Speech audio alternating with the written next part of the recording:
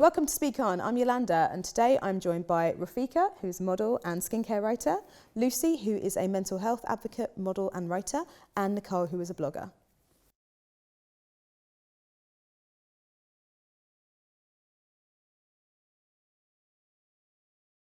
Right, welcome to 2018. Given the events of the last 12 months, it feels like everything's going to hell. It's like, thanks, Donald. We're going to kind of take a look back on the highs and lows of the year and keep it quite light, I feel, because, you know, it's been a pretty serious time. And I just want you guys to reflect on the highs and lows of your year, and we're just going to talk about some things and have a good time. Yeah? Okay. So I want to find out, what were your favourite fashion and makeup trends of the year? We're starting on a really light note. So I'm going to start with Nicole. I liked the feathery brows. Yeah? Yeah, those were good. It was like a step away from the gradient, like, you know, the gradient concealer, into like a more natural look. So I thought that was quite cool. Yeah. Is that something did you ever rock the gradient look? No. Okay. It wasn't for me. I don't have enough brow to do the gradient look. So, no. It takes skill as well. Yeah. It's hard. It does. It's difficult. Is that something either of you two did? I don't plug my eyebrows. Oh, no, look at these eyebrows. Do my head in. No, she's got like perfect eyebrows. It's very. But actually, all of you have. I had my eyebrows bleached 3 times this year for photo shoots, so I'm just happy that they're back to a normal colour right now, because it was a bit much. Oh my gosh. Hit or miss for a while there. Yeah. In between bleaching, did you have to like pencil it in to bring it back to? Pretty intensely, yeah. Oh my goodness. Yeah, it was bad. But at least, they're still there. They're still on your face. So happy days. Stop talking about Okay. Okay, cool. Well, we're going to move on to, I suppose, well, you've said a beauty one. What about a fashion one? I really like the tailored look. I think it's quite cute. Like, you can dress it up, dress it down, t-shirt and Converses, heels, low V-neck, you know? I think that one was a cool one. Yeah, and aren't you slightly obsessed with the pyjama thing as well? Yeah, the pyjamas are a good time because you don't have to get dressed, technically. Yeah, but you're really dressed up, really. Yeah, but it took you an hour. Yeah. So taking away from the thing that was good about it in the first place. Basically. Yeah. Okay, cool. What about you? Fashion and beauty. I mean, I'm still all about the camo. Yeah. All day, every day. Yeah, always love a bit of military style whenever it comes back. I feel like it comes back every year, but this year it was much more kind of, well, last year now, was much more kind of 90s inspired military vibes, whereas before it was kind of a little bit more tailored, a little bit more sleek. But last year it was very just like oversized, loads of boiler suits in camo print. Love that. More like tomboy stuff. Yeah. But you can still make it a little bit girly, like cinching the waist or something. It's cool. I'm laughing because I remember it the first time round. Just basically just wearing all my clothes, and now I feel really old. So what about beauty trends? I'm kind of useless at makeup, but I do love a good highlight. Even like the crazy like blue pigmented ones, the pink ones, once they're actually on, I think they look gorgeous. You just have to find the right kind of tone for your skin. Yep. Okay, what about you? Fashion trend wise, I'm loving the bell bottoms. I'm so happy that they've come back. I'm not a fan of the wide leg jeans though, those can kind of just go away. Yeah. Makeup trend, I'd have to say, just how everything is more natural makeup, but it's still very glam. So that's my one, yeah. Okay, cool. So which beauty trends would you consider to be beauty sins? I'm going to start with you, Lucy. I mean, it wasn't so, I don't know if people were actually doing it, but all of the Insta videos where people were using like tape, spoons to contour, like all of that really mad shit, it was just way too extra. I'm glad to see the back of that. I don't see how that was ever going to catch on, like who's got time to tape up their face? Just to contour, that's a bit much for me, yeah. What about you, Nicole? I don't know if I had any. I feel like it's one of the years that's actually been quite okay in terms of trends, because we went like right back to sort of like natural, which is more leaning towards like my default style. So yeah, no, I don't actually have any that I really hated. One I felt funny about, not a beauty trend, but a fashion trend. You know the mules, the flat mules with the fur? They were like, is it Gucci inspired? Yeah, those were a bit like, okay, but I'm not really gonna wear that like outside where people can see. I don't know about that one, but yeah, no, not really. Okay, what about you? Well, it's not really a makeup trend, it's more of a cosmetic thing that I feel needs to go now. It's lip fillers. I'm so done with the Kylie Jenner thing and everybody and their dog getting lip fillers. That's fair enough. I'm not sure how I feel about that because how much can you put in and then what happens to your lips after? Some people put a lot in. Yeah, and their lips like really stretch. So when it's after, their lips a bit baggy. Like, No, what happens? So I blame the esthetician on this one because as a qualified professional, you should know if someone's got no lips, don't go ahead and put a mil in, like do 0.5. What it does is when it does deflate, because it's hyaluronic acid, it's absorbed back into your body. It's like a lesson. Go for it. Because when it's full, you're like that. Yeah. You're like that. Yeah. When it goes back down, your smile lines are enhanced. Okay. Because it's all stretched down, then it comes back. Yeah. And how come some people get those like lumps as well? That's so scary. What lumps? When it like solidifies inside the lips, that's so scary. It's again down to the esthetician not going deep enough into the tissue, or everybody's got pockets in their lips, and a good esthetician knows how to go through the pockets, and someone who doesn't wouldn't. That's how you get the lumps. Okay. I Bloody know hell. too much, don't I? Yeah, no, it's your job to be fair. But yeah, bloody hell, that sounds awful. Okay, what about favourite films of 2017? Rafika. I don't think I can remember anything from last year. Stop it. You're just in hibernation. Did you even watch any films? I don't think I did. I don't even know what came out. Sorry. Oh, I did watch Get Out, but I wasn't that into it because I started getting very emotionally drawn in. So I don't really want to comment on that one. I heard Girls Trip was really good. Yeah, Girls Trip. Girls Trip was really good. amazing. I've not seen it. I heard it was really good. Oh my God's sake.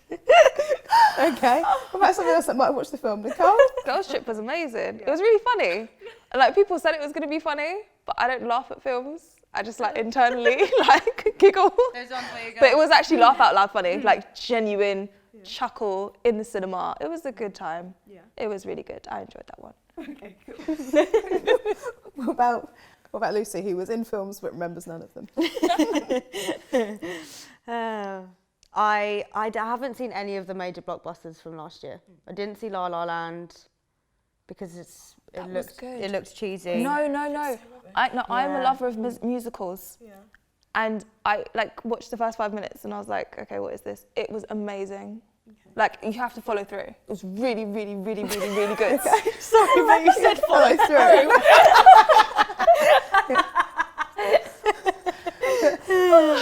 Okay. Take it back. Yeah. Oh dear. Yeah. That's right, we'll leave it alone. Yeah. Okay. What about, considering no one watched any films, what about TV shows? Did anybody watch TV? Handmaid's Tale. Okay. Was incredible. Blew me away. Every episode. Elizabeth Moss triumph. Yeah. Incredible. Yeah. So good. So What good. was it you liked about it? It's kind of an extreme version of what the world could be like if Trump got his wishes, basically, I think. It's really political, but funny and really moving and really dark and disturbing as well, but just brilliantly done.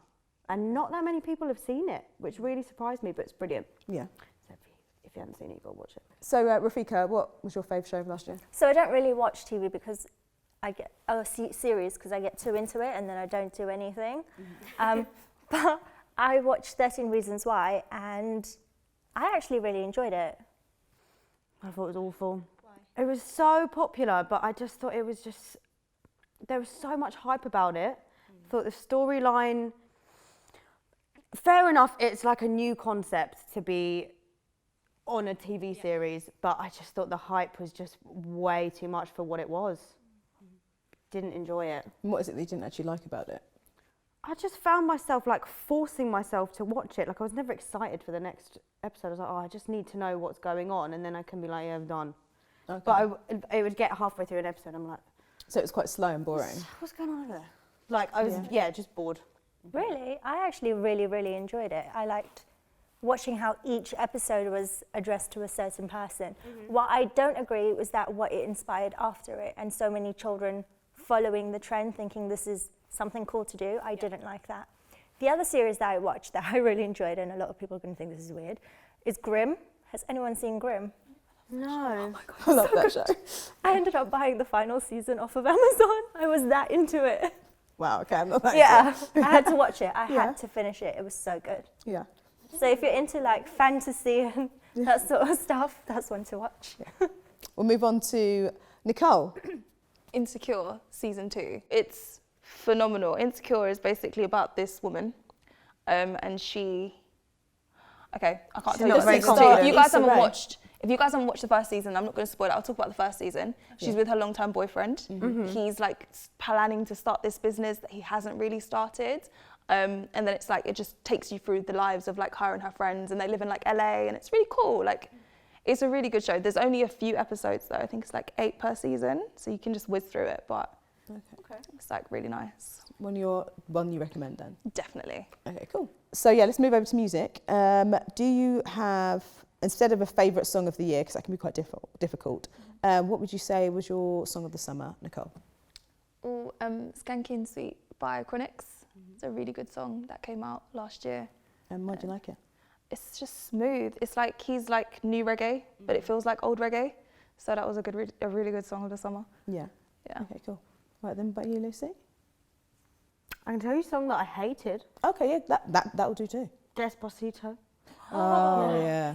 Just don't get me wrong. At first, I was like, yeah, this is a bop. Like I can jam to this, and then it was just everywhere, constantly. Like every single shop you went into, every car that drove past. It's just one of those songs that was just way overplayed. Yeah. And Too much. And then someone sang it on X Factor as well, and then that was just... Did they? Oh, I didn't even see that. you didn't miss anything. One to you two. Yeah. What about you? I'd have to say Mi Gente by J Balvin. I quite enjoyed that one. Yeah. Gave me nice like Cuban vibes. Enjoyed it, yeah. Do you dance to it at home? I dance all the time. No one knows this. Just did it out now. Bust some Tell moves. us. Yeah. The Carlton dance. Kitchen disco. Yeah. Bedroom discos. Okay, nice. With Natty. Alone. Okay. One-man parties. Talking about our faves, who was your favourite celebrity of the year? Definitely Issa Rae. So she's the star of Insecure, that show I watch. But like, she's a comedian. I've been following her for a couple of years, but this has just been like, last year was just her year. Yeah. So it was incredible because like she has really awkward humour, the type of humour that you don't see everywhere that I kind of really enjoy. So it was nice to see her flourish into herself. Yeah. I think I'm drawn to Maya Jama. I just think 2017 was this girl's year, and she's worked her butt off, especially, well, considering how young she is. She's a role model for so many girls out there, myself included. I'm a year older. Is it because you look identical? Of course. Shut up. I don't think we do. Don't you? I don't. I do. Do you? Oh, don't. You could be I'm just gonna sisters. Walk out. You could be sisters. Oh. Maya, be my sister, please. I'm sure she'll respond to that one. What about you, Lucy?